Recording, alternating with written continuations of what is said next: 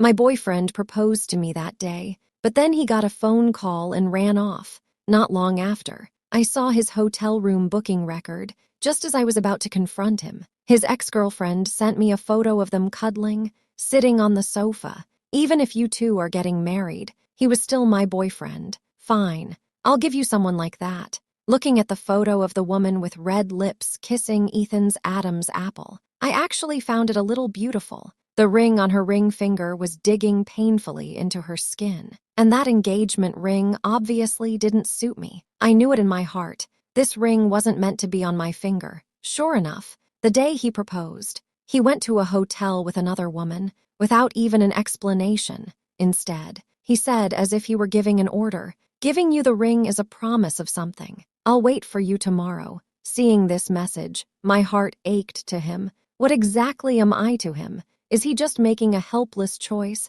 I felt a pang of sadness in my heart. I could hardly breathe. I looked down at the photo Sophia had sent. A wave of irony washed over me. I took a deep breath. I forced back the pain in my heart. I sent him a message. "I don't want to get married. Let's break up. I feel this is too bad." Ethan didn't reply. Maybe he didn't see it, or maybe he didn't want to reply. I tried hard to suppress the sadness in my heart. I put the ill-fitting ring back in its beautiful box. Ethan was really quite good, handsome, from a good family. He became general manager at a young age. He had reached a height that many people only dream of, in everyone's eyes. He was a brilliant young representative. Many people felt that I was marrying above my station with him. Before the wedding was even over, everyone was already persuading me to be more generous, more understanding, be a good wife. I have been trying to learn how to be a good wife for many years. Cheating is something that, once it happens, it's hard to avoid a second time. What I want is a happy marriage, not a world of hurt. I really can't accept this kind of thing. Ethan didn't want anyone to know about us being together, so there were very few people. After deciding to break up, I immediately messaged my mom to tell her I was ending the relationship. My mom looked shocked. She kept trying to talk me out of it. She felt that I was so lucky to have met Ethan, but I didn't want that luck. I hesitated for a long time, but I finally told her the reason. She was silent for a long time, and finally she said, "Okay, as long as you don't regret it, I'll support you." After hanging up the phone, I glanced at the room. It was decorated in a festive way. Immediately, I tore down all the decorations. After that was done, I turned off my phone and went straight to bed. As for what would happen next, I didn't care. Sure enough, early the next morning, I heard a knock on the door. I deliberately didn't answer it.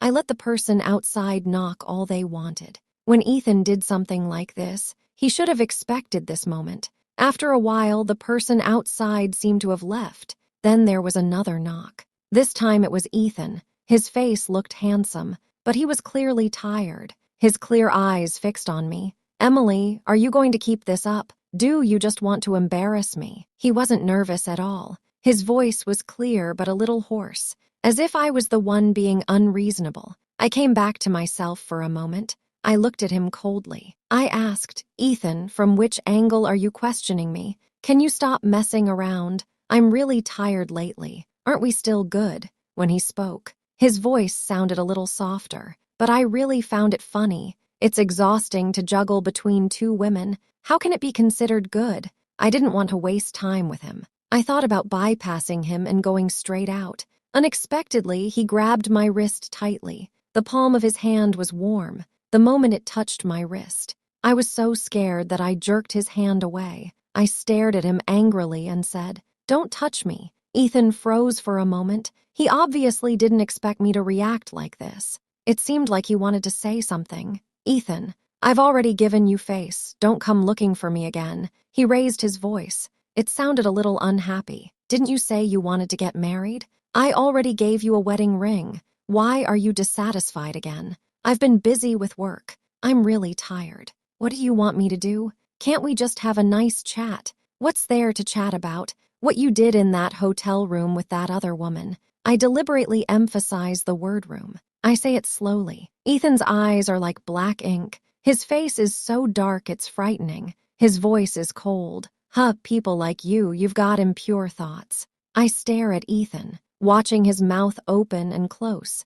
It felt like a sharp knife cutting my heart. Such righteous words. They made me completely fail in this scene of catching someone in the act. Yes, I have problems in my heart. I don't deserve to be with you. Breaking up may be a good thing for you. Afterwards, you can find someone more suitable. He lowered his head, feeling the anger welling up inside. He sighed deeply. Emily, I will let it go. Let's talk when I get back. My parents are still at home waiting for you to join them for dinner. Ethan's parents are very different from him. His mother in particular. She never looked down on me because of my background. On the contrary, she was especially nice to me. Every time she looked at me, she was full of concern. Sometimes she even treated me better than she did Ethan. Maybe she felt that people should care about each other. They were very good to me, and I was just like they wanted me to be. I was very tolerant of Ethan. Every day for years when I got home, the first thing I did was cook him a hot meal.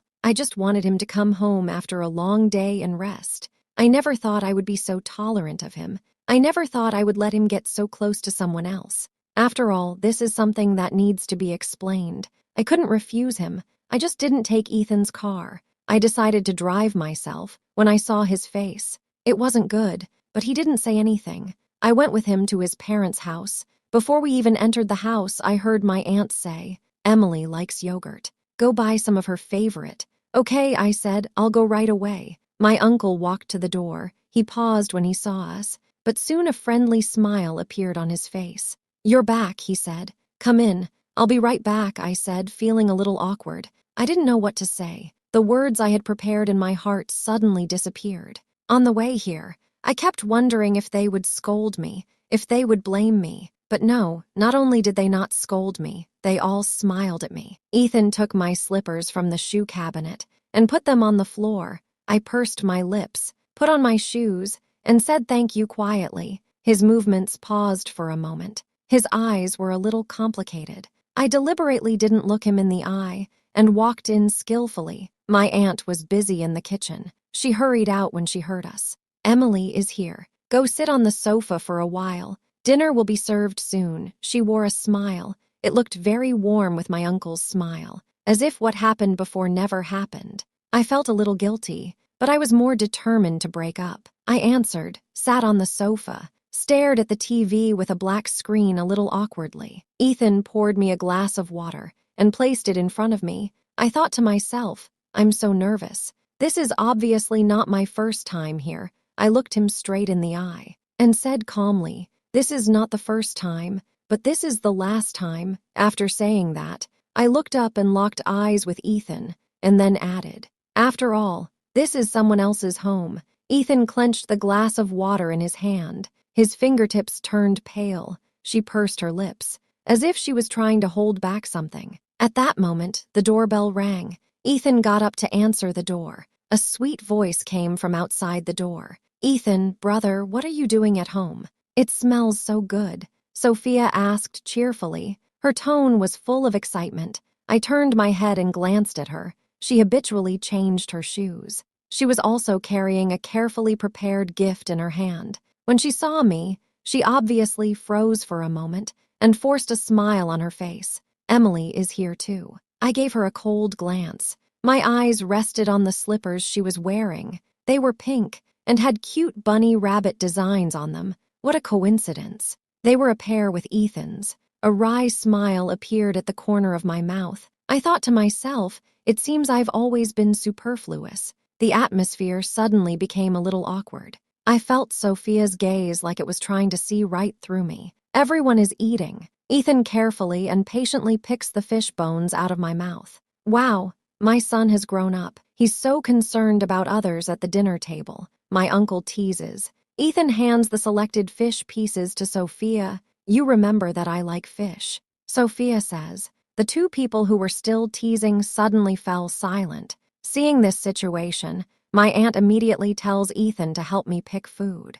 Ethan's brow furrows. Was obviously reluctant. I suddenly remembered. Something similar had happened before. At that time, he looked at me with disgust as I picked up food. His face was full of confusion, asking me why we were picking up food for each other. "Are you really not disgusted?" He still looks the same way now, with disgust in his eyes. I gave a faint smile. and shook my head, saying, "Auntie, you don't need to bother. I'll pick up the food myself." Auntie's smile gradually faded, and she smiled again, telling me to eat more. Sophia raised an eyebrow. She picked up a piece of food at random and put it in Ethan's bowl. Ethan slightly moved his eyes, but he didn't refuse. His face was faint. He continued to eat the food she picked up, looking at the scene in front of me. I couldn't help but smile. He didn't have the slightest interest in me, but he was very enthusiastic about others. If his parents weren't here, I really wanted to say something harsh.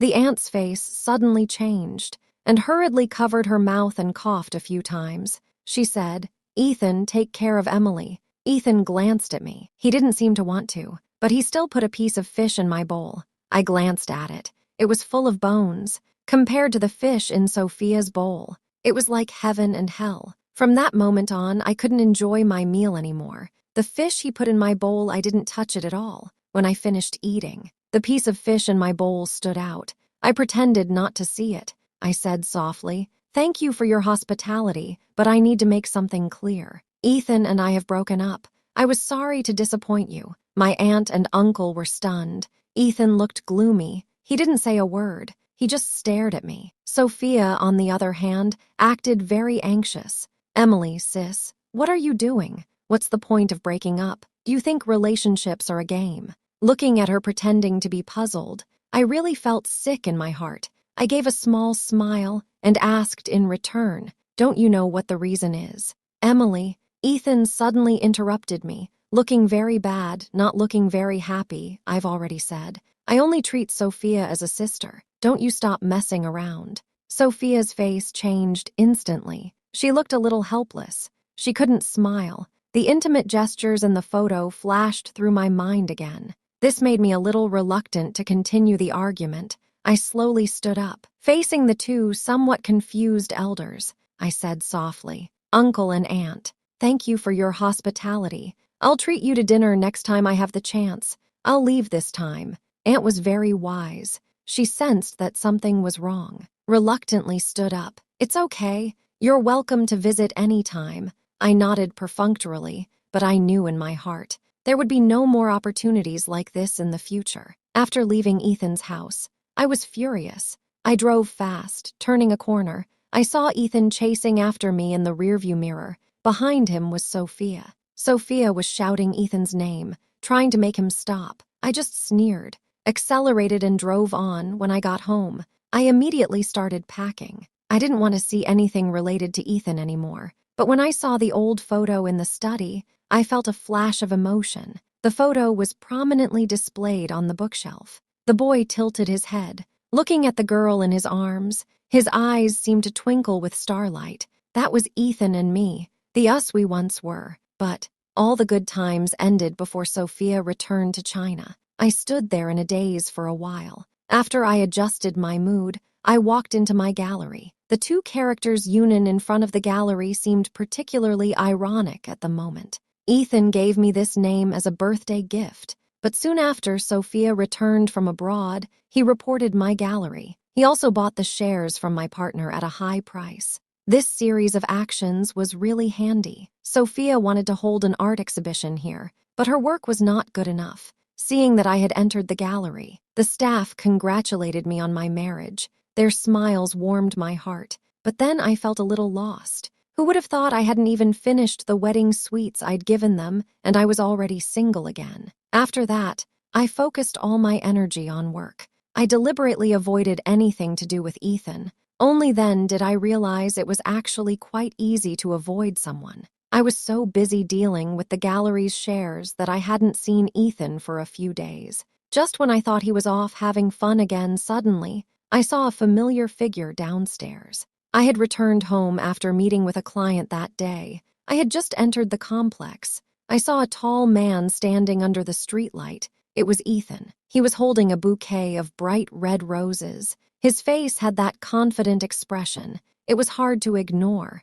I didn't want to pay him any mind. I walked past him, but he grabbed my wrist. "Emily, let's talk. What's there to talk about?" I gave him a cold stare. "Let go of me. I want to go home. I did something wrong earlier. I came to apologize to you." I froze for 2 seconds. I didn't expect him to say that suddenly. Every time we had a fight in the past, he never realized his own mistakes. He always insisted on his own point of view. He thought I was being unreasonable. As a result, I got angry. He just let me vent my anger. What he was thinking was that I would calm down and it would be fine. Maybe this time he approached me because he sensed that I really wanted to break up. I stood there. I didn't go upstairs again. Instead, I stared straight at him. "Ethan, there's no need to apologize. We've already broken up," I said. "Emily, I really didn't want to break up." When he said that, his eyes were particularly sincere. "My parents really like you. I don't mind you running away from the wedding either.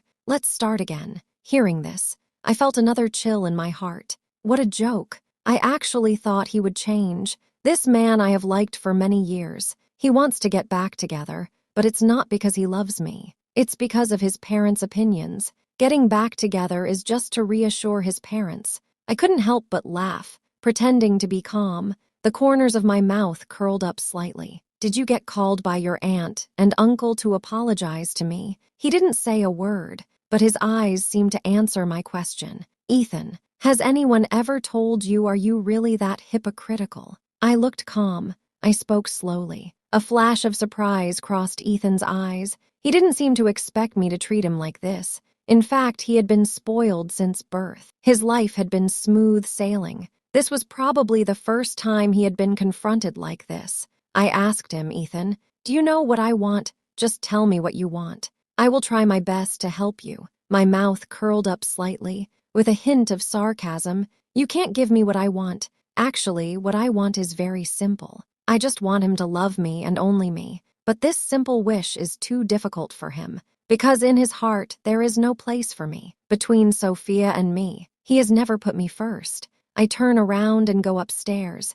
Ethan follows me closely. Just as I take out my key to unlock the door is suddenly blocked by a force. Ethan pressed the door with one hand. His eyes solemnly asked me, "If you don't say anything, how will you know if I can give it to you?" I never did say anything, because his phone suddenly rang. He hesitated for a moment. He picked up the phone and glanced at it. I was very close to him. I could see the name on the screen light up. It was Sophia. His expression was a little complicated. He never answered, but she kept calling like a nagging kitten. "Keeps calling. I can't bear to watch any longer." I urge him, "Answer it, just a minute." He steps back, holds the phone as if he's going to answer it while he's distracted. I slam the door shut. I stand behind it, peeking through the peephole. Outside, he stares at the closed door, sighs. The sound of the phone gradually fades. The figure slowly disappears. A few seconds later, the corridor is quiet again. It was as if nothing had happened, although I had long since guessed that this would be the case. But seeing it with my own eyes still made my heart ache. The next day, after washing up, I went to the gallery. As soon as I opened the door, I saw a bouquet of roses sitting in the doorway. The bright red rose from yesterday, after a night, had become dull. It was completely devoid of the radiance of yesterday. This reminded me of my pathetic life. Before I started dating Ethan, I was very comfortable. During the holidays, I always liked to travel and take pictures. I also liked to slow down and enjoy life. But Ethan said all these things were meaningless. Doing these things is just a waste of time. Since then, I have never traveled again, no matter how tired or hard it is. I always put him first. I can always be the first to rush to his side. But I gradually forgot that after doing something for a long time, other people will take it for granted. Thinking about this, I bent down to pick up the roses on the floor. On the way downstairs, I saw the trash can, so I threw them in. The cleaning lady next to me looked at them and exclaimed, "Oops, these flowers are still quite fresh. You don't want them." I smiled and replied, "No thanks." Then I added, "I don't want these flowers either." "Ethan, I don't want you either. I don't want to deal with him anymore." But then he imitated what I had done. In the morning, he would bring me breakfast. In the afternoon, he would bring me afternoon tea. And I wasn't the only one. Everyone in the gallery got a share. Seeing this scene, my colleagues began to tease me. "Emily, you're so lucky." I felt a little upset when I heard this, but he likes to give things away. Let him do it. For a few days, I enjoyed some time alone. Slowly, I regained my old self. However, I didn't expect Ethan's mother to invite me to her birthday celebration. Auntie is very nice to me, but I know I can't interfere in their family affairs. So I refused. Unexpectedly, just after I refused her, my friend asked me out to dinner. After thinking about it, I should relax a bit, so I agreed. Unexpectedly, my friend chose the same restaurant as Ethan's family. I happened to be free today, so I arrived early at the agreed place. The waiter reminded me. I walked towards the private room. Unexpectedly, just as I arrived at the door of the private room, I heard someone sobbing inside. Ethan, if I'm willing to give up everything I have now and try hard to make my aunt and uncle accept me, can we go back to the way things were? Ethan didn't say anything. His back was turned to me. I couldn't see his expression. Sophia's eyes were red. They were full of reluctance and love. Her words made my heart sink. I felt a chill rising from the soles of my feet. I thought to myself, what does Sophia mean by this? What's in the past is long gone. We should look forward. Sophia's tone was full of reluctance. She frowned and said, in the beginning, you were with Emily. Wasn't it because your parents liked her? I can also be like her. Win the approval of your parents. Ethan, didn't you say you would only marry me in this life? Their conversation was like a sharp sword. Each sentence pierced my heart. I suddenly felt my breathing become heavy. My fists were clenched. Emily, you're finally here. I heard my aunt's voice behind me, laughing. My body twitched slightly. I felt a little stiff. Ethan suddenly turned around. We locked eyes. There was a hint of panic in his eyes. Emily, when did you get here? He asked. Sophia stopped talking. She looked at me resentfully. Her eyes were full of resentment. I gave them a cold glance. Frankly speaking, while you were reminiscing about the past, I was already here. Ethan froze. And my aunt glared at Sophia as if she were an enemy. My aunt moved her lips slightly, as if she wanted to say something. I spoke first. Auntie, happy birthday. But today, I have a date with my friends. I'm sorry I can't spend your birthday with you, but next time I'm free, I'll definitely invite you and Uncle out to dinner. My aunt hesitated. Don't be like that. Emily, there are some things I don't want to make too clear, but Ethan and I really don't suit each other. I answered firmly, since they really love each other. Auntie, why don't you try to accept it? It's better to destroy a temple than to ruin a marriage. I don't want to be the bad guy. I'm really sorry. After saying that, I turned around and left. The atmosphere here made me feel very oppressed. It almost took my breath away. As soon as I walked out of the restaurant, the oppression in my heart immediately dispersed. My nose felt a little sour. My emotions couldn't help but sink. I really wanted to rush in and ask Ethan, what did he take me for? Was it a choice out of necessity? Or did he take me as a substitute? But on second thought, there was no difference between asking and not asking. The answers to both questions were because of a lack of love. Because of a lack of love, anyone would do. My mind was in a mess. My body was shaking a little. I apologized to my friend. We agreed to meet again. Then I drove straight home. My heart felt like it was being crushed. I could hardly breathe. When I arrived home, the living room was dark. I started drinking heavily, bottle after bottle. I didn't need to look. I knew how miserable I was. After a while of letting off steam, I suddenly felt a lot better. However, after drinking, my head felt a little dizzy. I collapsed on the sofa. I was dazed and my eyes were closed. Just then, a loud knocking came from the door. It was Ethan again. I opened the door with a belch. I saw his tall figure, deep eyebrows, no matter when he is expressionless. He always seems a little cold. He kept his head down. I couldn't tell his mood. He said, "You don't like me anymore." That's not the problem, but he sighed. After a while, he looked up. His tone was a little helpless. Emily, I admit it. When Sophia first came back, I had some emotional swings, but that's just because I really liked her before. There's really nothing between us. Hearing him say that, my heart felt even more bitter. He paused for a moment. His voice was a little choked up. I will never see her again in the future. Can you give me another chance? I was a little confused about him. I was so upset. I turned around and tried to go inside, but Ethan held me back. There was a pleading note in his voice. I really didn't want to have anything more to do with her. I didn't want to hear her name again. I shook his hand off firmly. He tried to grab me again, so I pushed him. I don't know if he was just unsteady or if I really had a lot of strength. He just stumbled and fell down the stairs. Ethan twisted his ankle. I didn't really feel like going downstairs to help him, but he took the opportunity to ask me to take him home. Suddenly, he laughed softly. He asked if I remembered the first time we went home. Back then, Ethan and I had just started going out. His friends made me drink. The wine was really hot. After I drank it, I felt like my stomach couldn't handle it. Everyone was clapping and cheering. They seemed really happy that I drank. I felt really dizzy.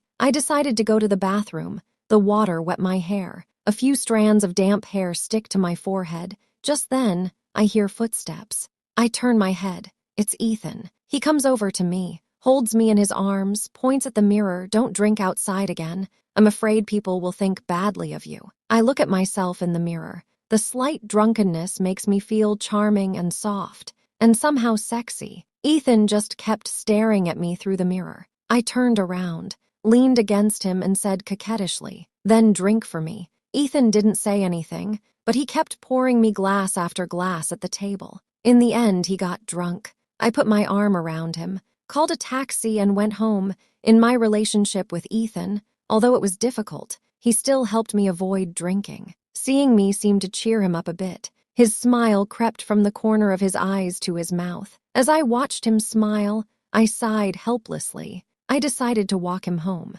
However, as soon as his door opened, I saw Sophia. She was wearing slippers. One hand was still holding the food she had just finished eating. She looked like a hostess. She smiled particularly cordially. "Ethan, brother, what's wrong?" I looked away from her and into Ethan's face, and saw his expression change slightly. Suddenly, I smiled. My heart felt much lighter. I immediately turned around. Ethan took my hand and said, "Emily, let me explain." I no longer wanted to hear, and walked away without looking back, ignoring his shouts from behind. I started running as I walked, running for a long time, until my legs could no longer move. After that, I blocked all of Ethan's numbers. I even blocked his parents' numbers. After a few things like this, I understood. If I've decided to break up, I need to do it completely. I don't want to be involved anymore. I focused on improving myself and my work. I spent the whole day at home doing this.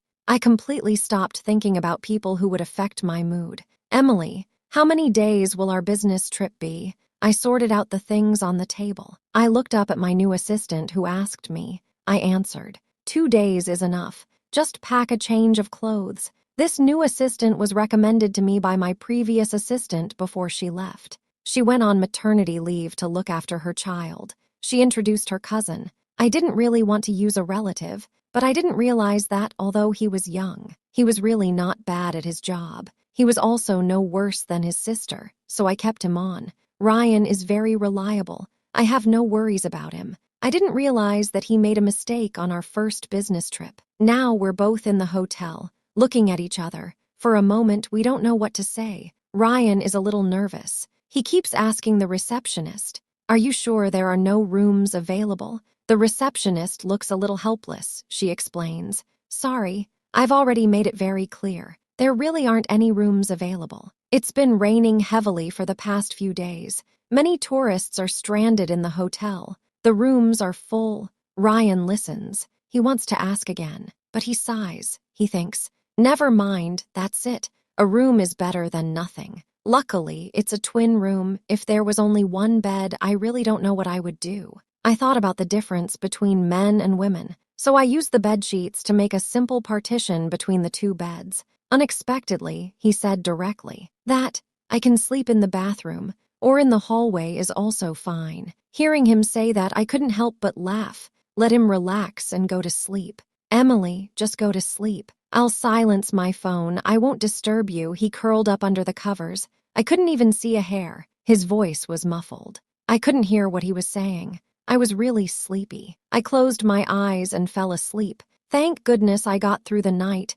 The receptionist said there was a room available. I didn't hesitate. I booked it immediately. That way I avoided any awkwardness later. This business trip was carried out with great speed and efficiency. The partner was a friend I had worked with before. We all trusted each other. The problem was quickly resolved. Once at the airport, Ryan arrived at the parking lot one step ahead of me. He drove the car over. Emily, I'll drive you back today, sure. I didn't refuse. Along the way, I was so sleepy that I kept yawning. I was thinking about going home and taking a shower and going to bed as soon as possible. After a while, the car finally arrived downstairs at my house. I thanked him gratefully. He looked a little embarrassed. You're welcome. Go home and take a shower and get some rest. See you tomorrow. I replied with a smile. See you tomorrow. He started the engine. The car drove off. I silently brought my gaze back to the road. As soon as I turned around, I ran into a pair of angry black eyes. Ethan was full of anger. He looked very angry. His eyes were full of fire. You went to a hotel and had sex with him. His voice trembled. It sounded like he couldn't believe it. I looked at him, furious. I felt a great sense of satisfaction. I calmed down. I said casually, "What does it have to do with you?" He let out a cold breath. His eyes revealed a wounded expression. "Are you taking revenge on me? Don't flatter yourself." I responded coldly. I imitated his tone. I said lightly, "People like you don't think of anything good." Ethan's body trembled slightly. He almost couldn't stand. He probably really understood my anger at the time. Unfortunately, it was too late. I had thought that after this incident, he would not come to see me again. But then I met him again the next day when I went to work. Ethan was still wearing the clothes from the previous day. His eyes showed obvious fatigue. "Emily, I bought you breakfast." He handed over the food in his hands carefully. I just glanced at it hurriedly, and then looked away. I never liked soup. I always said I did. Just because he bought it. He used to give it to me, and I'd take it. But now I'm really sick of it. You're not making any sense. I said quietly, with a cold tone, "Ethan, stop this. We should both move on." I walked past him, towards the elevator. Ethan followed immediately, and said hurriedly, "Emily, I'm sorry for what I said. What do you want me to do to make you forgive me?" In the small elevator, his voice sounded particularly anxious. I stared at the closing elevator door, but my heart didn't feel a single ripple. It turns out that completely letting go is really that comfortable. Do you know what I'm thinking right now? He was silent for 2 seconds and asked, "What I'm thinking? If I hadn't met you, it would have been better. Or if I had known about Sophia's existence, I would have stopped in time." A touch of sadness flashed in Ethan's eyes, but he restrained himself. He spoke slowly. "But for me, I'm really lucky to have met you." I heard this and felt a sense of irony in my heart. The elevator arrived on the first floor. I walked out. I met his expectant gaze. I said calmly, "My bad luck has ended here." This time, he didn't come after me again. I had just sat down when I received some photos. The sender was a number that was both unfamiliar and familiar. It was a photo of Sophia and Ethan together. His face was beaming with a genuine smile. His eyes were full of love for her. The two of them really did make a perfect match. It was full of emotion. Just like that night, I raised an eyebrow. I sent her a message quietly. "The photo was quite nice, but you've sent it to the wrong person." After sending the message, I took Ethan off the blacklist. Then, I sent her the message she had sent and a screenshot of my previous Facebook status. After making sure it had been sent, I put her back on my blacklist. After doing all this, I suddenly felt much more relaxed. Afterwards, I planned to resell the gallery. After meeting with my partner that day,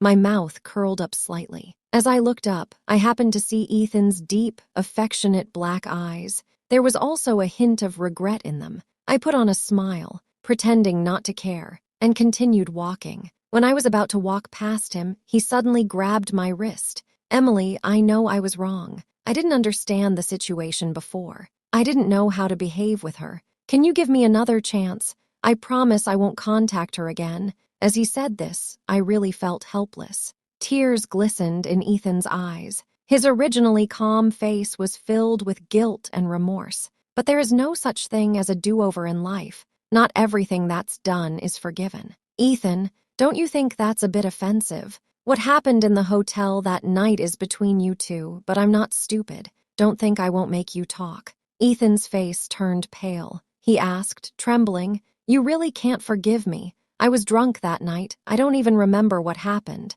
Those words are just self-deceiving. What kind of person are you really? Don't I know it? I pushed his hand away without mercy. I wiped the place he touched on my clothes with disgust. Ethan's expression suddenly changed. It was as if he was about to cry the next second. I don't care anymore. When he did this, I should have known that this day would come. Until my birthday, Ethan is here again.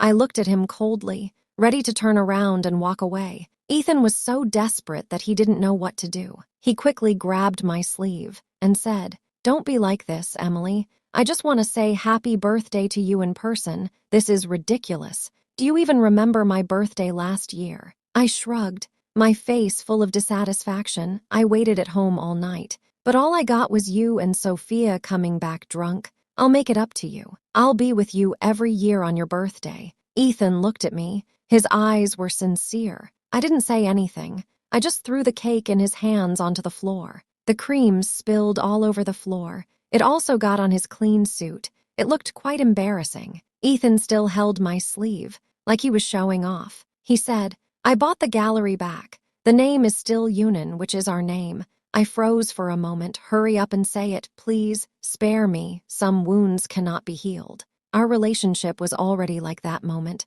broken just then. Ryan walked over with a cake. "Emily, happy birthday," he shouted, with a big smile on his face, looking at his cute face. I couldn't help but smile, quickly walked towards him. "You're here."